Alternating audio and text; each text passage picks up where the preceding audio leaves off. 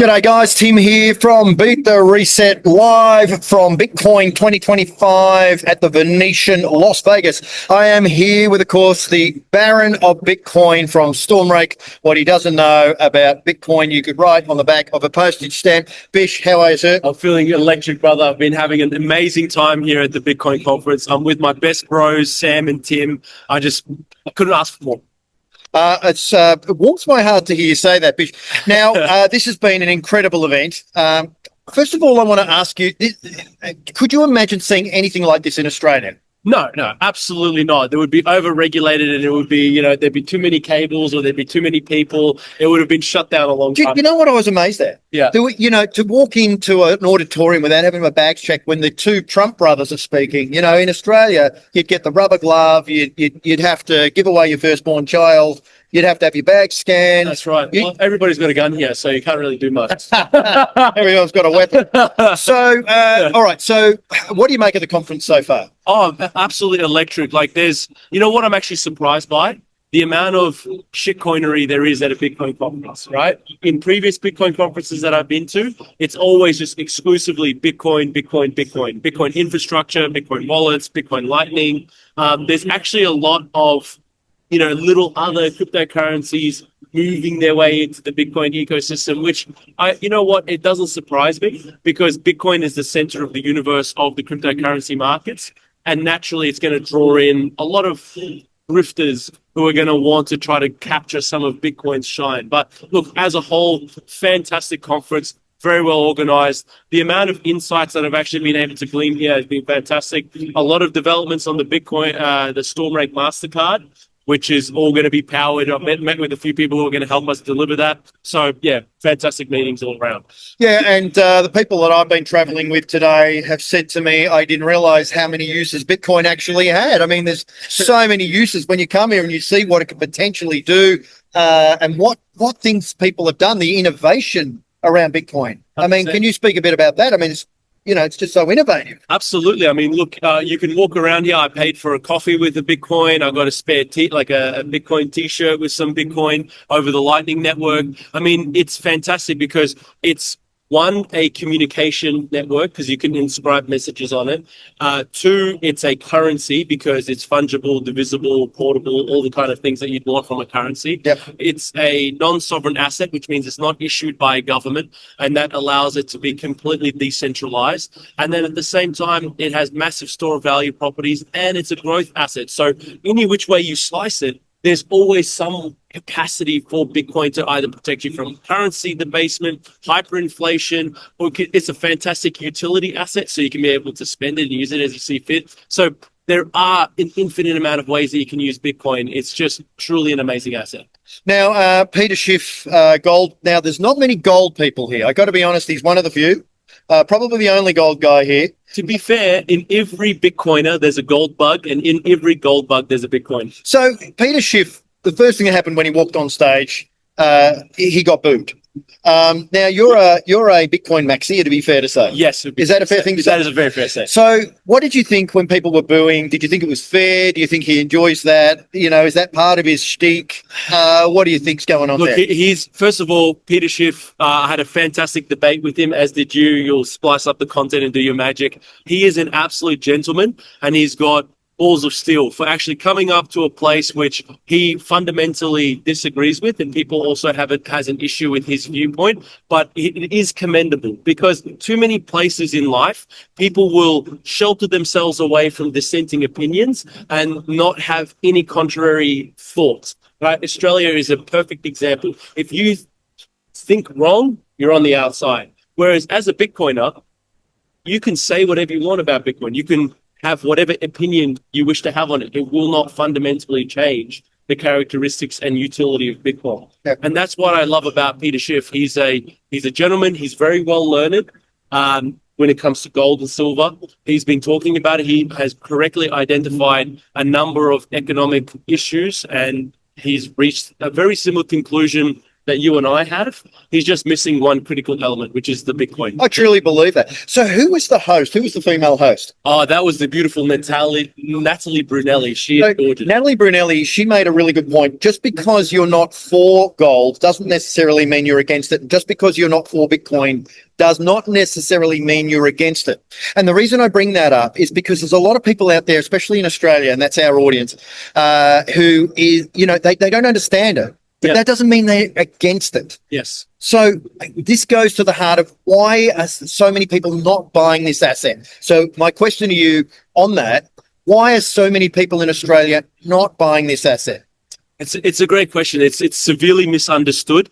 I read this fantastic quote the other day, and I'll share it with you all, which is Bitcoin is everything people don't understand about money and everything that they don't know about technology combined together. Yes. Right? And you as a monetary systems and a monetary asset researcher understand how misunderstood money is. Yes. Right? Yeah, it's quite frightening. It's quite frightening. And then also technology as a whole, whether it be internet, whether it be the combustion engine, whatever it is, most people use these technologies not even aware of the ramifications of it. And so Bitcoin is really at the intersection of both technology and money. People misunderstand technology and they misunderstand money in a really bad way. And so when you put both of them together, it's a bit of a double whammy. So that, I think, is at the crux of it. But thanks to you, Tim, this is where I just want to show you some appreciation. Thanks to your relentless work, thanks to your relentless drive and your ambition, your mission to educate people is actually breaking down those walls, breaking down this misunderstanding of money, breaking down this lack of education around how money actually works, and putting people into gold, silver, and Bitcoin. So that's a commendable feat. Well, yeah, and I think the thing that makes the journey successful from BTR is we don't sell anything. We're not here to sell you anything. We're here to educate you, because if you don't understand it, you can't invest in it. Correct. Do you think that's a fair statement? Absolutely. The Trump brothers, and I'll get your buy-in on this one, and this goes to the commercial banks. Now, I hate the commercial banks. And look, that's really the only statement you can make here, because because the Trump brothers, we're talking about Eric and Donald Trump Jr., Yes, sir. Who are major Bitcoin maxis. Yeah. They were saying they had their own experiences, and that people can expect that the commercial banks will rally against this, or rail against it, I should say, to shut down the off ramps. My question to you, and obviously we're going to have to keep this fairly conservative, but my question to you is, because I know what you want to say here, hold back. But, the commercial banks in Australia, are they showing signs of pushing back against people that are moving into the Bitcoin space? A definitive yes. They're fighting people's liberty. They're fighting against people's freedoms by blocking people's ability to invest into Bitcoin, gold, and silver. Although they have more vitriol towards Bitcoin, they're stopping people from actually getting into gold and silver as well, making it difficult to transfer it to whether it be bullion dealers such as Liberty or Bitcoin brokers such as Stormrake. It's actually quite disappointing to see, because it's anti-competitive behavior. Not only am I a Bitcoin maximalist, I'm a free market capitalist, maximalist, all the way through. How people wish to allocate their capital is up to them, and is not up to the commercial bank to make that decision. And the reason why they're shutting off the rails is all the commercial banks across the planet, the United States, whether it be in the United Kingdom, in Australia, in Canada, United Arab Emirates, you name it, all of these commercial banks, on the directive of central banks, I would like to add, are in major trouble, because people are waking up and no longer believing in the fiat currency delusion, which effectively takes their entire business model to zero. And again, guys like myself and Sam and you are liberating people from those shackles, and it's going to, of course, they're going to fight against it, because we're putting them out of business. Well, yeah, I mean, the commercial banks have gone after bullion as well. I mean, it surprises me, since gold is a tier 1 reserve asset, why on earth you would go after bullion, I have no idea. But I mean, there's a simple reason why they're going after these assets. I mean, they don't stop you. And we've spoken about this before. You can go to a casino, you can sit in a casino all day and blow every cent you've ever had. Literally. And no commercial bank will contact you. They have at the pokie machines here, little card things you can tap and go at the pokie machines right here. Right? And it's just insanity. And they won't stop you. They'll never stop. They'll never stop you, because you know what? Being poor, being addicted to alcohol, being addicted to gambling, no problems, mate. You can do that to your heart's content. But God forbid you wish to invest in yourself and your family's future and go out and buy yourself some Bitcoin, gold, and silver. Yeah. So that's all you can deduce from this. But at some stage, though, Bish, the commercial banks, they're going to meet head on with this down the road. No matter how hard they push back against some of these assets, they will confront those at some point down the track. I don't know. Do you believe that? I believe the future of money will not involve banks at all.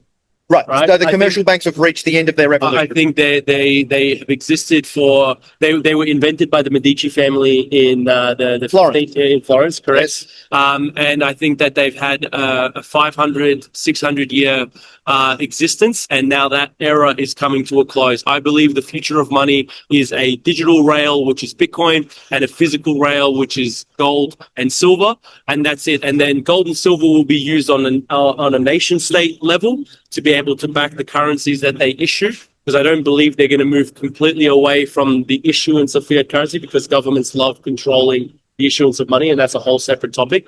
And Bitcoin is the future of global remittance and global store of value alongside gold and silver. So we'll lose the in terms of BIS tier one standard of assets. The US Treasuries and the US dollar will lose its reserve currency and reserve asset status, and will be replaced by Bitcoin and silver, and that is the standard that we're heading towards, which is the BitMetallic standard. Yep, absolutely. And also gold probably will be in there somewhere as well, I would imagine, still. Gold will retain its space. Will retain its space. So, all right, Bish, there's a lot of wealth here at this Bitcoin conference. I mean, the one thing that this does when you walk into a conference of this magnitude, 30,000 people that come here, you suddenly realize that this asset is real. Something we don't even get that. We don't even understand that in Australia. You know, you've been out there on the front lines trying to draw pictures of a Bitcoin going, this is a Bitcoin and you need to have it. And you walk here and they kind of all get it. Yep. So how come the US gets it? Well, I mean, the United States gets it because they are a freedom and liberty-loving people. Gold ownership in the US is far higher than gold ownership in Australia, and also Bitcoin ownership is far higher in the US than it is in Australia, because of the fact that they've always had a distrust of government. I find that Australians, generally speaking, trust their government. Obviously not to beat the resetters. You guys are already very clued on and switched up, thanks to this man here. But what it really boils down to is they fundamentally distrust their government. Yeah. Completely. I think that's true. And so, you know, say what you will about the American people, about their behavior and characteristics. One thing that I love about them is their love of capitalism and their love of free markets. And that's why I think that Bitcoin thrives here more than anything else. And why so it's far better understood. Absolutely. So, Bish, all right, let's start a little bit of a wind up here because, you know... we could talk about this all day. We could. Let's just talk about it. Right? Get us some drinks. So, all right, let's do the wind up here. I mean, coming away from this conference, I mean, we're only on day one. We've got another day here. Yep. Does it make you, this is a stupid question, more or less bullish? Oh, I mean, yeah, that's a stupid question. I mean, seriously. I mean, honestly, no, I'm mucking around with you. But I mean, you know, seriously, what are you feeling at the moment? Are you feeling less inspired by this asset? No, I appreciate everything that you've done for me, Tim. And no, I'm very bullish, more bullish than I was before. But to be honest with you, whether I was at this conference or not, it doesn't change it. The drivers of why Bitcoin's price is increasing, we've already stepped it out, sovereign debt crisis, issues in the US credit markets, and so forth. We've already talked about that.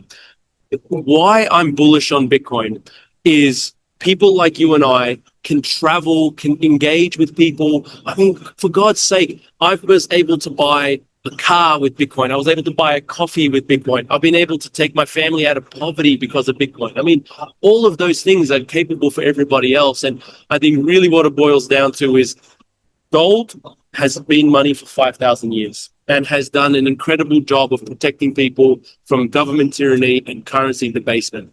But it needs another fighter in the ring.